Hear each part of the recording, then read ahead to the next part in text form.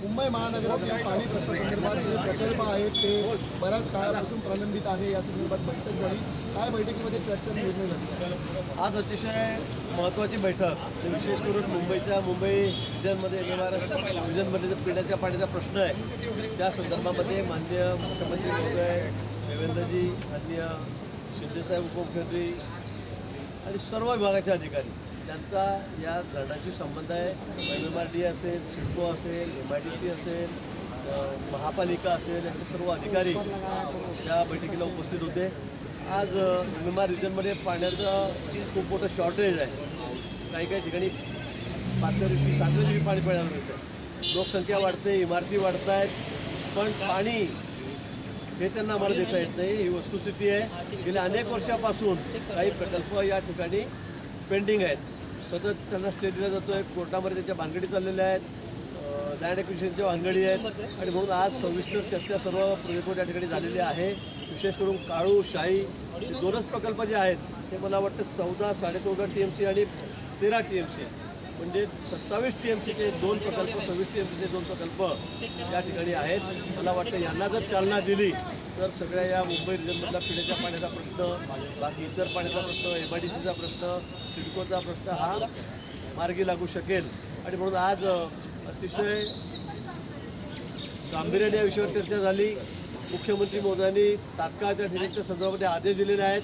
सर्व यंत्रणांना अतिशय वेगाने काम करायला सांगितलेलं आहे आणि म्हणून याच्या 2 वर्षामध्ये 3 वर्षामध्ये मला वाटतं मुंबई रिजनमधील सगळं पाण्याचा प्रश्न आहे हा मार्गी लागेल.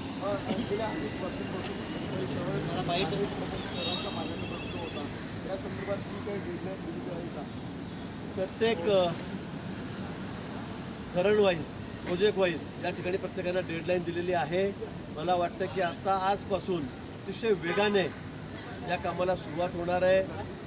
ज्या ठिकाणी लँड ॲक्विजिशनचे प्रश्न आहेत, काही ठिकाणी रेव्हेन्यूची जमीन फॉरेस्टला हँडओव्हर करायची आहे, द्यायची आहे, त्या संदर्भामध्ये आज अतिशय तातडीच्या सूचना मुख्यमंत्री महोदयांनी सर्व संबंधित खात्यांना दिलेल्या आहेत. मला वाटतं अतिशय वेगाने या कामाला आता सुरुवात होईल आणि हा पिण्याच्या पाण्याचा प्रश्न आहे. कारण मुंबई आमच्यासाठी अतिशय महत्त्व आहे.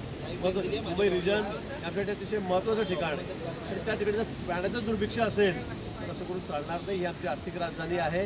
म्हणून आजपासून कामाला आम्ही वेग दिलेला आहे. येथे 2 ते 3 वर्षामध्ये 3 वर्षापर्यंत आम्ही सगळे प्रकल्प मार्गी लावू आणि या प्रकल्पातून जवळपास 41 TMC पाणी हे या ठिकाणी उपलब्ध होणार आहे. मला वाटतं त्यामुळे सर्व MMR रिजनची तहान ही भागवली जाईल. काळूशाही या धरणाची सगळ्यात मोठी गोष्ट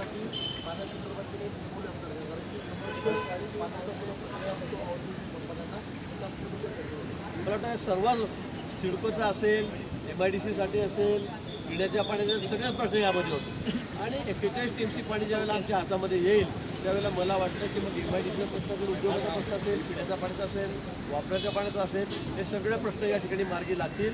मी पुन्हा आपल्याला सांगतो की अतिशय वेगाने आता आम्ही या ठिकाणी कामं करणार आहोत. सर्व अधिकाऱ्यांना एकत्रित करून, सर्व खात्यांना एकत्रित करून ज्या खात्याचे प्रश्न प्रलंबित होते ते मार्गी लावण्यासंदर्भात संबंधित सचिवांना, प्रधान सचिवांना मुख्यमंत्री महोदयांनी या ठिकाणी सूचना दिलेल्या आहेत आणि 3 वर्षामध्ये सगळ्यांचा हे प्रश्न मार्गी लागतील अशी आहे. महत्त्वाची बाब म्हणजे या संदर्भामध्ये 6 विभागांच्या महत्त्वपूर्ण मंत्र्यांची बैठक होती. त्यानंतर मुख्यमंत्र्यांनी यामध्ये विशेष चर्चा असल्याचं सांगण्यासाठी तुम्ही स्वतः युद्ध पातळीवरती बघताय. पाणी पिण्याचं असो का शेतीसाठी असो का उद्योगासाठी असो अतिशय महत्त्वाचा विषय पाणी आहे आणि म्हणून माननीय मुख्यमंत्री महोदयांनी अतिशय गांभीर्याने हा विषय लगेच तातडीने हाती घेतलेला आहे. आणि म्हणून मी सांगतो की या 3 वर्षामध्ये MMR रिजन अनेक वर्षापासून, मी आपलं सांगतो 60 वर्षापासूनचे प्रकल्प पेंडिंग आहे. 60 वर्षापूर्वी म्हणजे प्रशासकीय मान्यता 61-62मध्ये दिलेली आहे, 1961-62मध्ये दिलेली आहे. आता 2025 आलं म्हणजे 50-60 वर्ष जर प्रकल्प होणार नसतील तर त्याच्या किमती वाढत आहेत, झालेल्या खर्चावर व्याज दिलं जातं आहे. 400 कोटीचा प्रकल्प आता कुठेतरी 14,000 कोटीचा झालेला आहे. आणि म्हणून या संदर्भामध्ये आता कुठेही वेळ काढूपणा चालणार नाही. तातडीने हे प्रकल्प आता मार्गी लागतील. दुसरीकडे जी मंत्री नेमलेली आहेत, मंत्र्यांची दालनांची कामं त्यामुळे बऱ्याच मंत्र्यांच्या कामामध्ये अडथळे येतात आणि निवडणूकही झालेली नाही आहे. काय सांगाल, मुख्यमंत्र्यांच्या स्क्रुटिनीमुळे वेळ लागतो? स्क्रुटिनीमुळे नाही, मला वाटतं दालनांची कामं काही ठिकाणी आवश्यक आहे. फी वाढलेल्या आहेत, त्याच्या नवीन नागरिक काही केली जात आहे.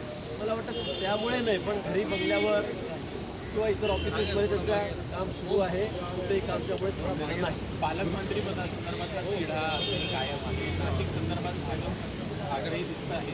कधीपर्यंत हा तिढा सुरू न देणार? लवकरच पालकमंत्रीपर्यंत सुटेल.